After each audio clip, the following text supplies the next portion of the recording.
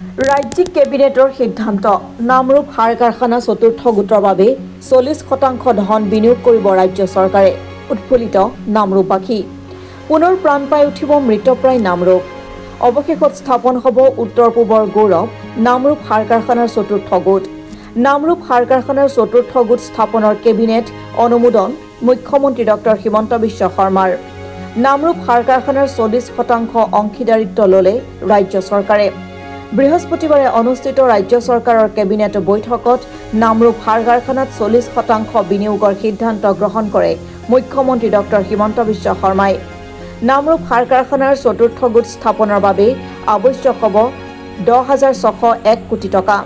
ইয়াৰে 40% অৰ্থাৎ 4,240 কোটি টকা ৰাজ্য চৰকাৰে মুকলাই দিয়াৰ সিদ্ধান্ত গ্ৰহণ কৰাৰ লগতে বাকি 60% ব্যয় বহন কৰিব কেন্দ্ৰীয় চৰকাৰে নামৰূপ সাৰ কাৰখানাক লৈ চলি থকা অনিশ্চয়তাৰ মাজতেই সুখবৰ দিলে মুখ্যমন্ত্ৰী ডক্টৰ হিমন্ত বিশ্ব শৰ্মাই মুখ্যমন্ত্ৰী ডক্টৰ হিমন্ত বিশ্ব শৰ্মাৰ এই কেবিনেট সিদ্ধান্তক এতিয়া আদৰণি জনাইছে নামৰূপৰ বিভিন্ন দল সংগঠনে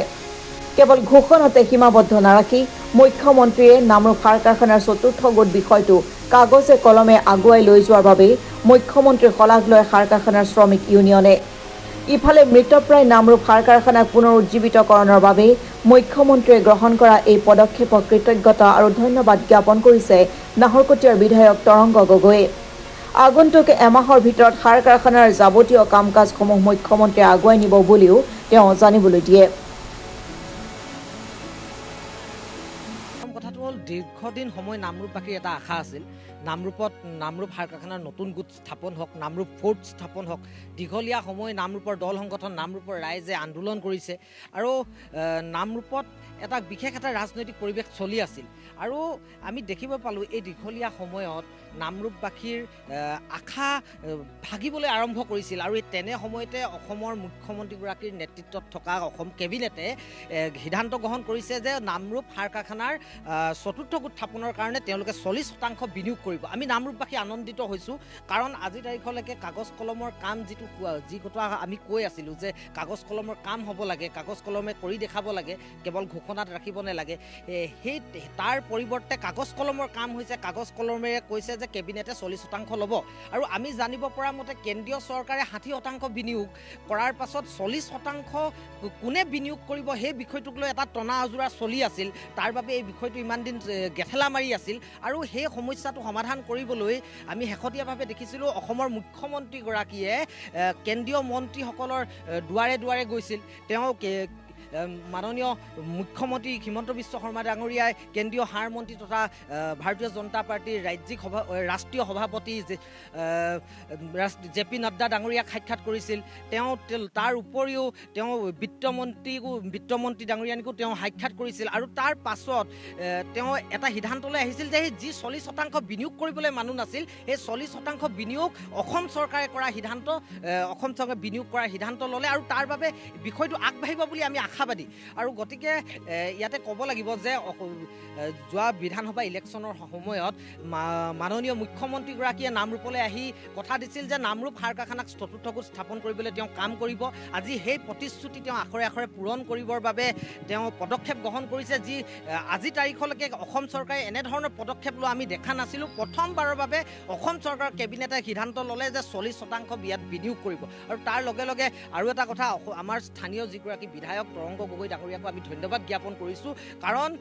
তেওঁৰ নেতৃত্বত তেওঁ যি সময়ত নামৰূপবাসীয়ে আশা হেৰুৱাই পেলাইছিল সেই সময়ত নামৰূপবাসীক নেতৃত্ব প্ৰদান কৰি নামৰূপৰ অভিভাৱকত্ব প্ৰদান কৰি তেওঁ নামৰূপৰ অধিকাৰখিনি আজুৰি আনিবলৈ সক্ষম হৈছে গতিকে আমি তেওঁক ধন্যবাদ জনাইছোঁ আৰু আমি আশাবাদী অতি সোনকালে কেন্দ্ৰীয় কেবিনেটে সেই 60% বিনিয়োগৰ কেন্দ্ৰীয় কেবিনেটত অনুমোদন প্ৰদান কৰিব আৰু অতি সোনকালে নামৰূপ সাৰ কাৰখানাৰ সঁচাকৈ নাহৰকটীয়া সমষ্টিৰ বিধায়ক হিচাপে মোৰ সমষ্টিৰ অন্তৰ্গত নামৰূপৰ সাৰ কাৰখানা বা সাৰ নগৰী নামৰূপ বুলি আমি সকলোৱে জনাজাত আৰু এই সাৰ নগৰী নামৰূপ প্ৰায় এটা এনেকুৱা পৰ্যায়ত গৈ আছিলে মানুহে কোৱা আৰম্ভ কৰিছিলে যে সাৰ নগৰী সাৰ কাৰখানা বন্ধ হৈ যাব আৰু এই চাগে নামৰূপ আমি আগৰ দেখা নাপাম কিন্তু মই অসমৰ মাননীয় মুখ্যমন্ত্ৰী হিমন্ত বিশ্ব ডাঙৰীয়াক ধন্যবাদ জনাওঁ মুখ্যমন্ত্ৰী ডাঙৰীয়া ইমান বছৰে প্ৰায় 20 বছৰৰ পৰা বিনিয়োগ কৰিব লাগে আৰু সেই সময় ভাৰত চৰকাৰে হওক বা বিভিন্ন সময় বিভিন্ন প্ৰতিষ্ঠানে চেষ্টা কৰি কৰিব নোৱাৰিলে আৰু মানুহ অনিশ্চয়তাত ভুগি আছিলে আৰু মুখ্যমন্ত্ৰী ডাঙৰীয়াই প্ৰধানমন্ত্ৰী ডাঙৰীয়াই আলোচনা কৰি আজি এই ফেক্টৰী পুনৰ জীৱিত কৰিবৰ কাৰণে পুঁজি প্ৰায় কৰিছে আৰু চৰকাৰে নিজে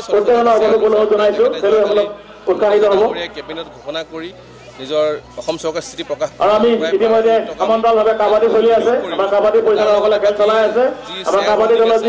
আছে অইল ইণ্ডিয়া আছে এই প্ৰকল্পটো কৰি মই ভাবোঁ 1 মাহৰ ভিতৰত আমি এটা নতুন প্ৰকল্প আৰম্ভ কৰিব পাৰিম আৰু মই ভাবোঁ এতিয়া অসমৰ অৰ্থনীতিৰ কাৰণে অকল নামৰূপেই নহয় গোটেই অসমৰ বৃহত্তৰ অসমৰ কাৰণে ইউৰিয়াৰ প্ৰডাকশ্যনক লৈ এটা খুব ডাঙৰ সিদ্ধান্ত আৰু অসম চৰকাৰে জড়িত হোৱাৰ কাৰণে মই ধন্যবাদ জনাওঁ যে এটা মৰি যোৱা এখন চহৰ মৰি যোৱা ফেক্টৰীক অসম চৰকাৰে জীয়াই উঠালে হয় এইটো আমি প্ৰথমতে আমাৰ মাননীয় মুখ্যমন্ত্ৰী ডক্টৰ হিমন্ত বিশ্ব শৰ্মাৰ নেতৃত্বত চৰকাৰখনৰ আমি ধন্যবাদ জ্ঞাপন কৰিব লাগিব যিহেতু এটা আপুনি কোৱাৰ দৰে এটা গেছলা মাৰি থকা এটা সমস্যা তেওঁলোকৰ তৎপৰত মানে আজি আমি নামৰূপবাসীয়ে এটা ভাল খবৰ পাবলৈ সক্ষম হৈছোঁ আৰু আমি সকলোৱে আশাবাদী তেখেতে যিধৰণে এইটো কেবিনেট সিদ্ধান্ত গ্ৰহণ কৰিলে আৰু অতি সোনকালে আমাৰ ইয়াৰ কাম কাজখিনি অতি সোনকালে আৰম্ভ হ'ব আৰু ইয়াৰ লগতে আমি স্থানীয় বিধায়ক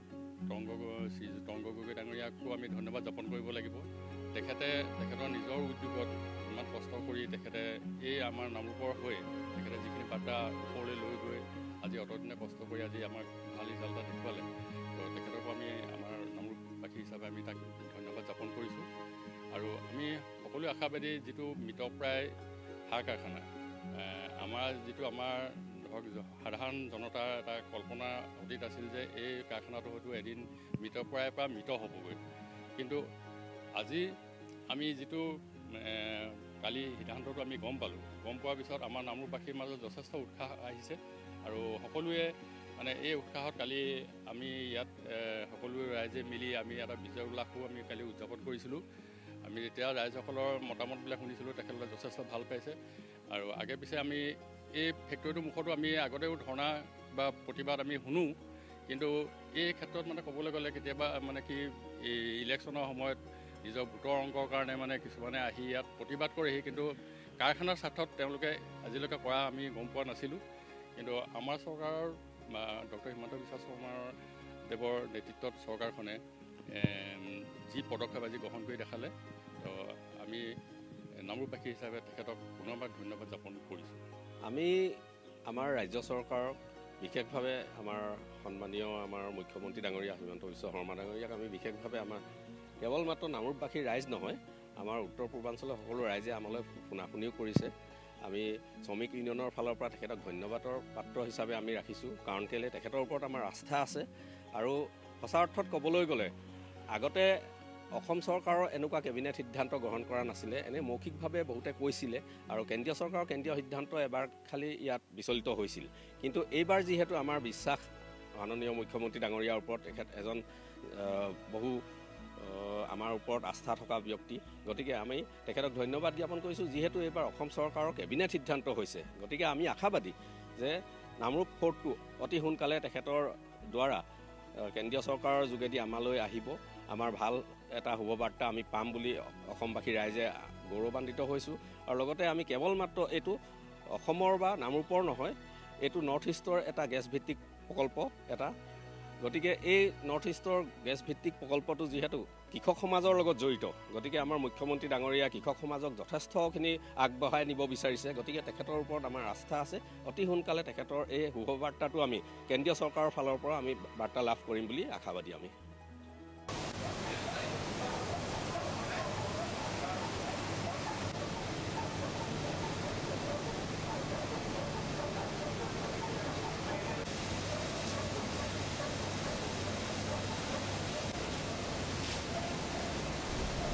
নাহৰকটীয়াৰ পৰা আসিফ ইকবালৰ ৰিপৰ্ট অসম টুডে।